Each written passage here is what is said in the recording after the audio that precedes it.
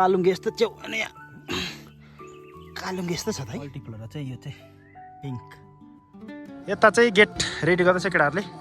यता चाहिँ लो आम्मामा दुईजना प्रधानहरूले चाहिँ यो चाहिँ हाम्रो रोज जिरेनियम। यसले चाहिँ बच्चा, यसको दुईवटा बच्चा छ कि यहाँ। सिजन ठसहरू चाहिँ एकदम होइन अगाडिहरू पनि अब चाहिँ पप्पा पनि आइपुग्यो। जरिङ्गो त यहाँ त डुक्को आएर पनि। यता चाहिँ हाम्रो रातो पोहोरभन्दा चाहिँ धेरै ज्यादा मात्रामा यसपालि लस। च्याउ भेटायो च्याउ।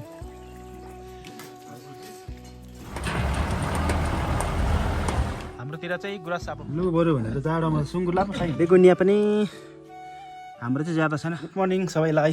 अहिले चाहिँ बिहानको 7 बजिसक्यो। म चाहिँ अघि एक भारी घाँसमा गएर आएको है। अब चाहिँ चिया खानुपर्छ, त्यहाँबाट मुखहरू धुनुपर्छ। मुख पनि धुक्छिनँ र आजको मौसम चाहिँ सधैँभन्दा अलिक राम्रै छ र के कस्तो हुन्छ आजको भ्लग सम्पूर्ण तपाईँहरूसँग सेयर गर्नेछु है। हेर्दै गर्नु होला।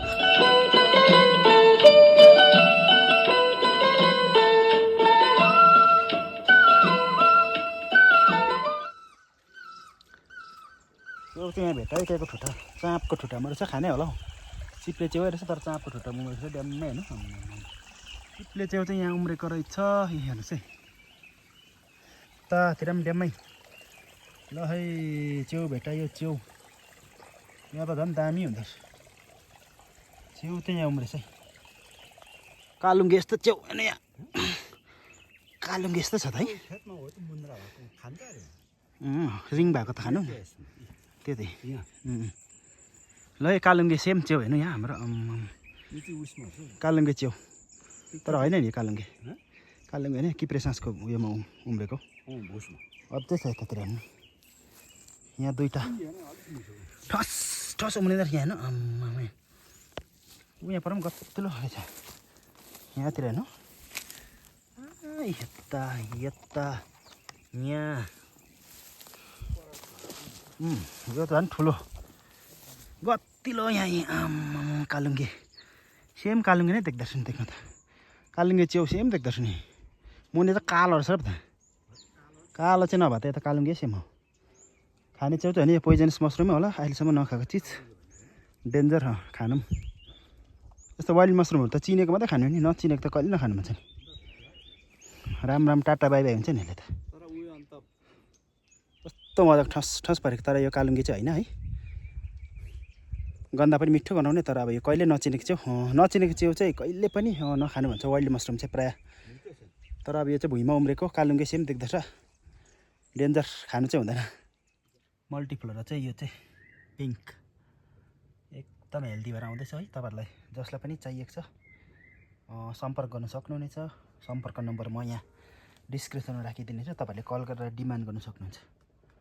यो रेडमा रहेछ। यो रेड 1-2 कलरको, यो पनि रेडकै रहेछ। हरेक कलरमा यो पनि रेडमा रहेछ है। यो चाहिँ वाइटमा रहेछ। वाइटको चाहिँ यहाँ रहेछ बगान। योहरू चाहिँ ओरेन्जको रहेछ तपाईँको। यो चाहिँ सेडिङमा रहेछ। यो चाहिँ एकदम हेल्दी, एकदम दामी भएर आएको छ होइन मल्टिप्लोरा चाहिँ। तपाईँहरूले एकदम अहिले चाहिँ डिमान्ड गर्न सक्नुहुनेछ डिस्क्रिप्सनमा नम्बर हेरेर। लु हेर्नुहोस् एकदमै दामी मल्टिफ्लोरा चाहिँ यस्तो दामी भएर आइरहेको छ। यो चाहिँ हाम्रो रोज जिरेनियम। एक बोटलेको उता उसले माइती घरबाट लिएर आएको कोपिला पनि लाग्नु थाल्यो। यो रोज जिरेनियममा चाहिँ यसको पत्ता अलिकति बेग्लै हुन्छ अरूको भन्दा। रोज जिरेनियमको चाहिँ यो कमन लोकल जिरेनियमहरू चाहिँ फुल्दैछ, कोपिला लाग्दैछ पर्तिरसम्म। यो चाहिँ हाम्रो इटालियन पप्पी। यो चाहिँ येल्लोमा चाहिँ यहाँ घरमा अलरेडी थियो। यो चाहिँ वाइटतिर है, पिङ्कतिर, रेडतिर अरू कलरमा मगाएको थियो हामीले। पटमा सारेर मैले हेल्दी भएर आउँदैछ।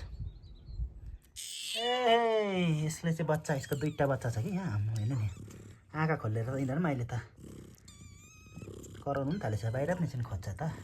आमा जस्तै रहेछ एउटा चाहिँ। हाम्रो यो सिजन ठसहरू चाहिँ एकदम होइन अहिले कस्तो मजाले फुलिरहेछ पत्ता बिना यसरी दामी लह लह। यो चाहिँ टाइगर लिली।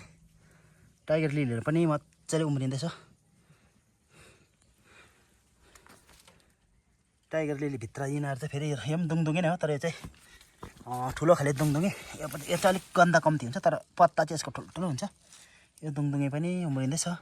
गोदावरीहरू पनि अब चाहिँ मजाले हरियो भएर आउँदैछ। अब कटिङ राख्ने बेला हुनु लागि यिनीहरूको जुन जुलाईदेखि त यिनीहरूको कटिङ सुरु गर्दा हुन्छ।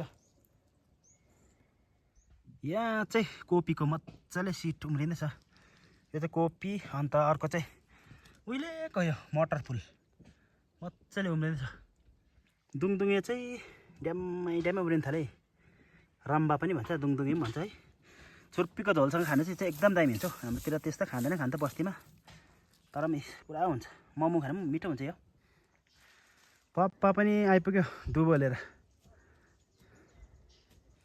यता चाहिँ हाम्रो रातो मुला डल्लो खाले एकदमै दामी भएर आउँछ सबै। एकदमै मजाको हेर्नु नि, चाहिँ ड्याम्मै फल्दैछ हेर्नु, एकदम दामी भएर रातै हुन्छ। खाउ लाग्दैन कलर तिनीहरूको चाहिँ मजाको भएर आउँदैछ। मुला हल भएर यहाँतिर एकदम मजाले। त्यति डराउँदैन, तर यिनीहरू हामीभन्दा एकदम क्लोज भएको छ कि ऊ हेर्नु नि, मुखभरि चारो बसेर पनि अझै चारै खोज्दैछ यसले हेर्नु, बच्चाको लागि जोडी भएर चारो खोज्दैछ दुईजना भ्याकुराहरू चाहिँ। यो चाहिँ एकदमै दामी मल गाईको पिसाब है। यहाँ चाहिँ मेरो गरेन्डाल छ है, यसको फेदमा चाहिँ अब मजाले मल हालिदिन्छु। यो गरेन्डाल चाहिँ बनाना गरेन्डाल हो। यो चाहिँ अर्को पालि चाहिँ अब फल्छ। मलाई निकै झ्याङेर गएको छ उकालो हेर्नु नि, झिङ्गनीभरि माथिसम्म गएको छ हौ। यसलाई चाहिँ अब मल हालिदिने। लु यो चाहिँ एकदमै दामी मल, कलिलोतिर चाहिँ हाल्नु हुँदैन यसलाई चाहिँ, फेरि थप पिल्छ पठाउँछ नि।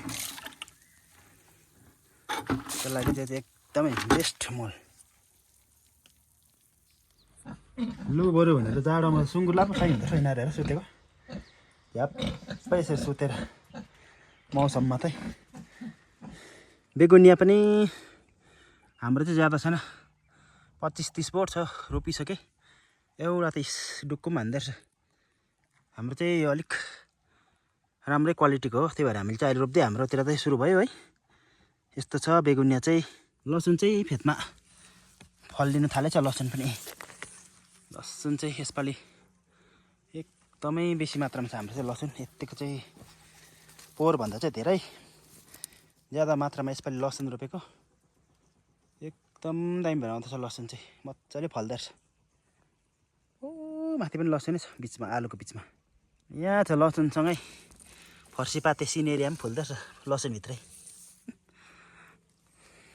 धनियाँहरू चाहिँ हेर्नु नि कस्तो चाहिँ ठस भएको,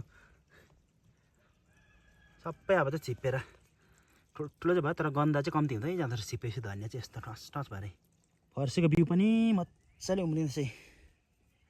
यो चाहिँ चम्ची साग र रायोको साग। यो चाहिँ पछौटे अहिले छरेको, त्यति भुस्नाले खाएन, एकदम मजाले हल भएर आउँदैछ।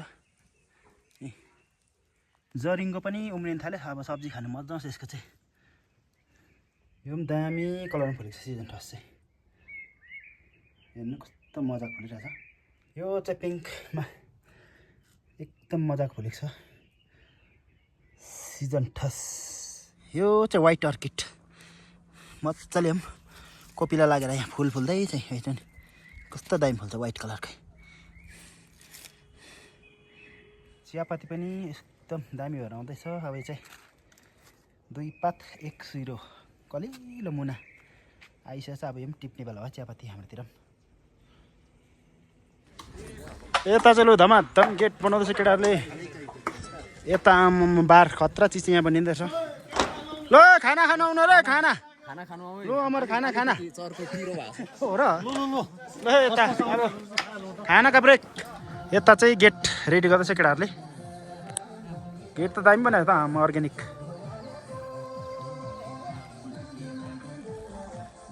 तलडाउमा अर्ग्यानिक मान्छे आउँदो रहेछ गाँटे हो गाँटे। आज चाहिँ गेट चाहिँ हरामी हुने भयो। गेट पनि रेडी पारे केटाहरूले। अब बिहाको यहाँ चाहिँ धमाधम काम चल्दैछ। डेरा बनाउने यता पाउनु भयो।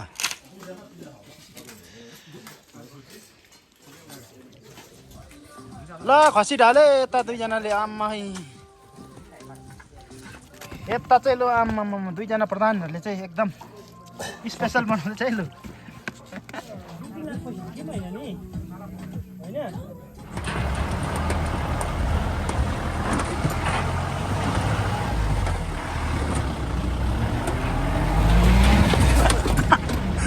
यो खाले चाहिँ हुत्ताएको हुनु पऱ्यो नि यो त हाम्रो गाउँ जाने बोट हेर्नु साह्रो दामी छ हौ आम्मामा केटाहरू हेर यहाँनिर एक गाडी यो चाहिँ हाम्रो समाजबाट लिएको छ भने अब फेरि यता मानडाँडा समाजबाट पनि उठाउनु पर्छ समाज घरबाट सामान चाहिँ सुनेको छैनौ हाम्रोतिर चाहिँ गुराँस अब फुलिसक्यो प्रायः जस्तो है रलपलहरू अलिअलि छ अब चाहिँ हाम्रो सन्दकपुर फालुट साइडमा फुल्छ अप्रिलदेखि चाहिँ दामी ल आजदेखि बिहामा काम धमाधम सघाउनु सुरु भयो आम्मामा लोड हेर्नुहोस् गुराँस फुलिरहेछ हाम्रो पछाडि